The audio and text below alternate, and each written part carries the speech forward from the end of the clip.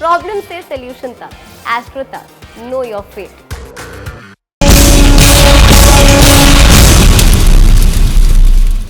हमारे साथ कई खास मेहमान हैं। आचार्य शैलेश जी, मैं आपके सामने देख रहा हूं कई सारे शंख रखे हैं। एक तो ये दिखने में बड़े खूबसूरत है, लेकिन इनका महत्व क्या है और आज के दिन आप जब इन्हें लेकर आए हैं तो इसको लेकर क्या विशेषता है, जरा हमारे दर्शकों को आप बताइए। साथ ही 7:04 पर जो सूर्य ग्रहण लगा है, इसके बारे में भी कुछ बातें हमारे दर्शकों को समझाइए, बताइए जो इस वक्त आपको देख रहे हैं। शुभांकर जी,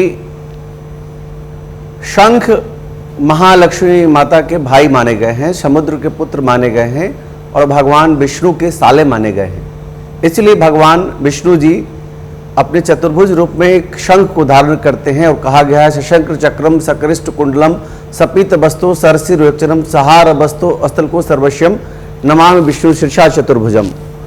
भगवान विष्णु की विशेष आराधना में शंख की उपयोगिता मानी गई है और जो शंख का धारण करते, शंख का पूजन करते हैं, अगर वैज्ञानिक तरीके से देखा जाए तो अभी जो 3 वर्ष से कोरोना काल हुआ उसमें शंख की महत्ता सबसे ज्यादा पाई गई।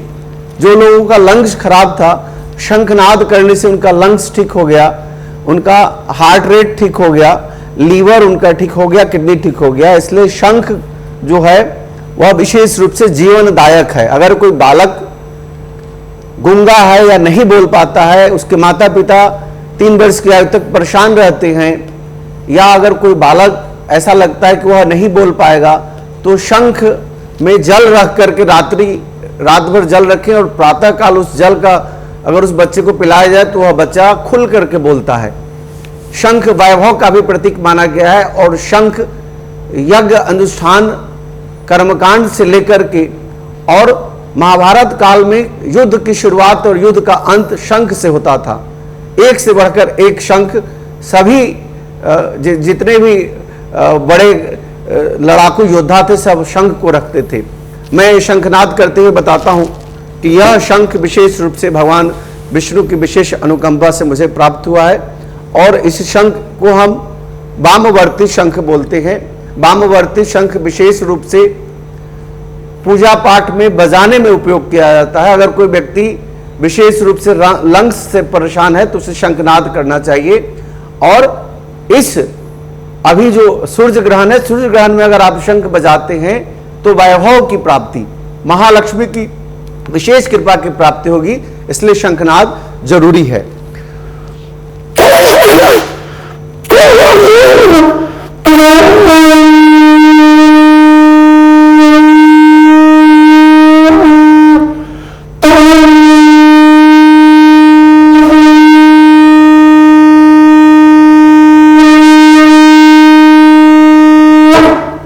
शंख बाजे बला भागे 33 कोट के देवता जागे। 33 प्रकार के जो हमारे देवी देवता हैं वह जागते हैं और शंख बजने से बलाएं भागती हैं। बलाएं यानी सभी प्रकार के रोग दोष की नाश का प्रतीक माना जाता है शंख। इसलिए दक्षिणावर्ती शंख से भगवान विष्णु जी का, महालक्ष्मी जी का विशेष रूप से अभिषेक किया जाता है दूध और जल के द्वारा।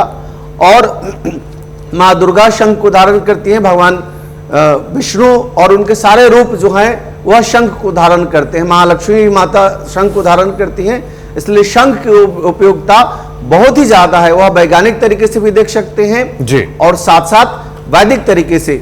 और शंख की महिमा वेदों में भी वर्णित है। यह दक्षिणावर्ती शंख, 2 शंख को मैं अभी दिखाता हूं। यह दक्षिणावर्ती शंख विशेष रूप से बहुत पुराना है और इसको दुर्लभ माना गया है।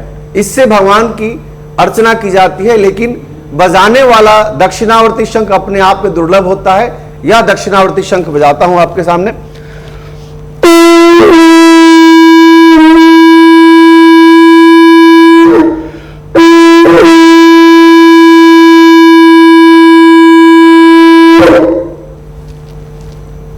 और साथ ही साथ शादी विवाह यज्ञ अनुष्ठान सभी जगह शंख की विशेष महत्ता है। कर्मकांड हो अथवा कोई भी पूजा पाठ हो, शंख वहां बजता ही बजता है। और युद्ध विराम करने में भी शंख का उपयोग किया जाता था और युद्ध की शुरुआत भी शंख से किया जाता था। और लक्ष्मी के भाई होने के कारण, भगवान विष्णु के साले होने के कारण शंख की विशेष महत्ता है। जो व्यक्ति शंख रखता है उसे धन की कमी नहीं होती।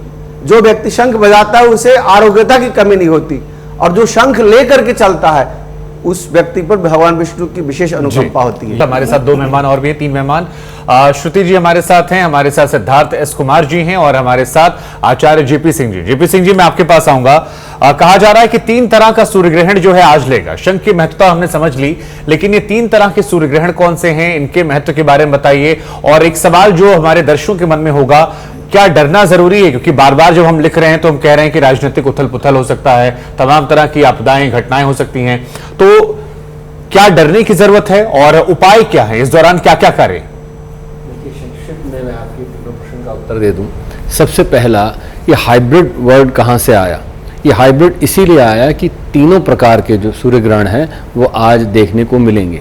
हाँ, ये भारतवर्ष में नहीं है, ये हमारा सौभाग्य है कि इसका प्रभाव कम हो जाएगा, क्योंकि यहाँ सूतक भी नहीं लग रहा है। और रहा सवाल जो आपने कहा डरने की बात, तो डरने की बात इसलिए कम हो जाती है क्योंकि यहाँ पर सूर्य ग्रहण नहीं दिख रहा है, प्रभाव नहीं पड़ रहा है। पर जो राशियों पर इसका प्रभाव पड़ता है वो निश्चित तौर पे पड़ेगा, चाहे सूर्य ग्रहण आपके यहाँ दिखे या ना दिखे, कहीं पे भी दिखे, भारतवर्ष के कोने में या विश्व के किसी कोने में भी।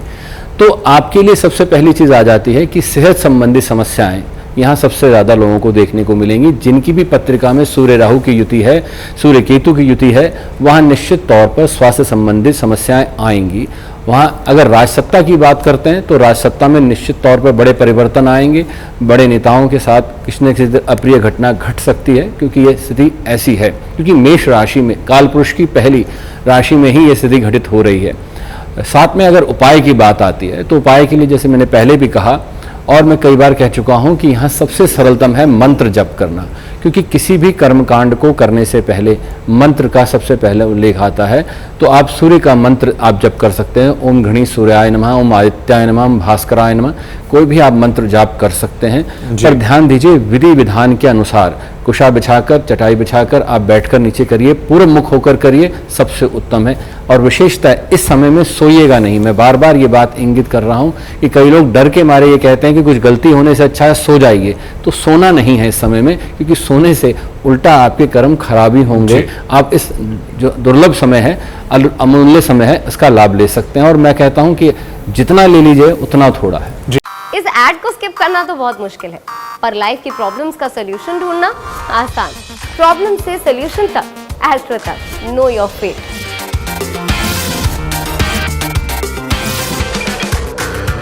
जब हम पढ़ रहे हैं राशियों को लेकर तो कहीं हमने पढ़ा कि आज जो सूर्य जी हैं वो मेष राशि में विराजमान होंगे। मेरी खुद की राशि मेष है, तो मेरे जैसे तमाम लोग होंगे जो आपसे सुनना समझ जाते होंगे, आप एस्ट्रोलॉजर हैं, किन किन राशियों पर इसका ज्यादा असर पड़ने वाला है?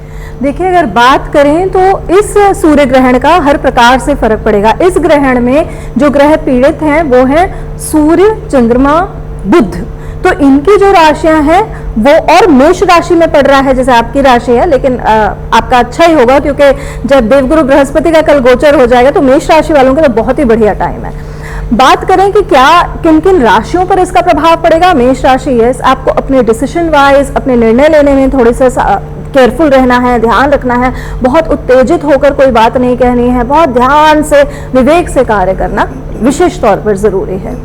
और जो दूसरी राशि है जिस पर सबसे ज्यादा इम्पैक्ट करेगा वो है आपके मैं कहूंगी सिंह राशि, क्योंकि सूर्य ग्रसित है तो ये भाग्य स्थान में पड़ा है। तो कार का थोड़ा सा सबसे ज्यादा ध्यान रखना, और हेल्थ पॉइंट ऑफ व्यू से आपको थोड़ा ध्यान रखना ज्यादा जरूरी है। छोटे भाई बहनों का स्वास्थ्य और किसी दोस्त के स्वास्थ्य में गड़बड़ी आ सकती है।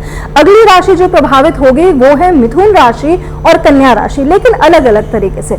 जहां बुध मिथुन राशि का वही स्वामी है और कन्या राशि का भी स्वामी है, वही मिथुन राशि में ये धन लाभ तो लेकर आ रहा है, कन्या राशि में अगर मैं बात करूं तो धन का नुकसान लेकर आ रहा है। तो ये दोनों पॉइंट ऑफ व्यू से आपको ध्यान रखना बेहद इंपॉर्टेंट है। कर्क राशि भी इंपैक्ट होगी, और वो सबसे ज्यादा क्योंकि उसकी अढ़ैया चल रही है। तो कर्क राशि में जॉब, बिजनेस, फाइनेंसेस, पिता तुल्य व्यक्ति के हेल्थ को लेकर, और हमारी देश की कुंडली जो कि कर्क राशि की आती है और सूर्य सत्ता का कारक है, तो government related major changes banking, financial, law sector में, हेल्थ केयर में, और सत्ता की जो पार्टनरशिप्स हैं जहां जहां, वहां पर परेशानियां उठने की संभावनाएं बढ़ रही हैं।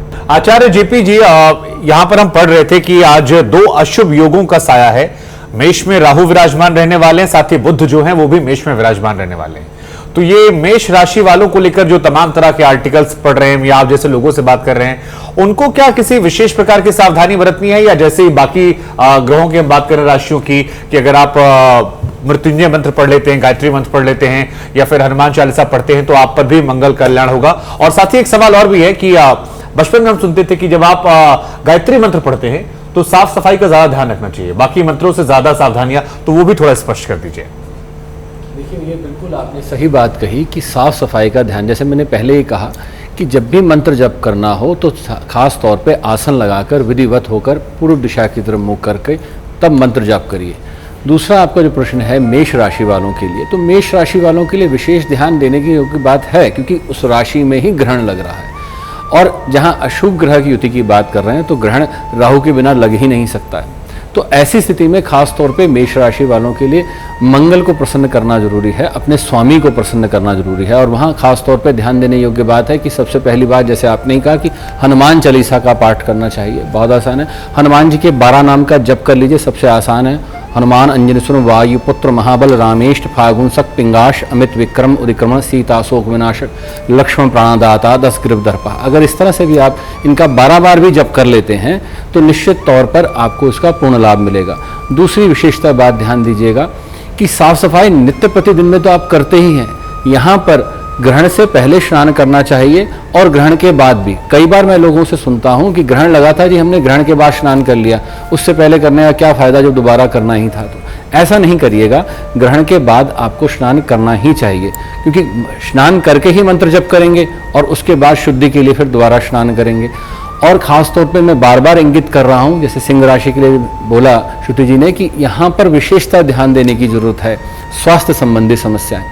क्यों? क्योंकि यहाँ पर सूर्य को ग्रहण जब लग रहा है, राहु साथ में बुध और आने वाले समय में बृहस्पति, तो हृदय रोग के जितने भी जातक हैं उनके लिए समस्या बढ़ने वाली है। बार बार चेतावनी दे रहा हूं। एस्ट्रो तक ऐप पर आपको मिलेगा भविष्य से जुड़े हर सवाल का जवाब। डाउनलोड कीजिए एस्ट्रो तक ऐप और चुटकी में जुड़िए इंडिया के बेस्ट एस्ट्रोलॉजर से।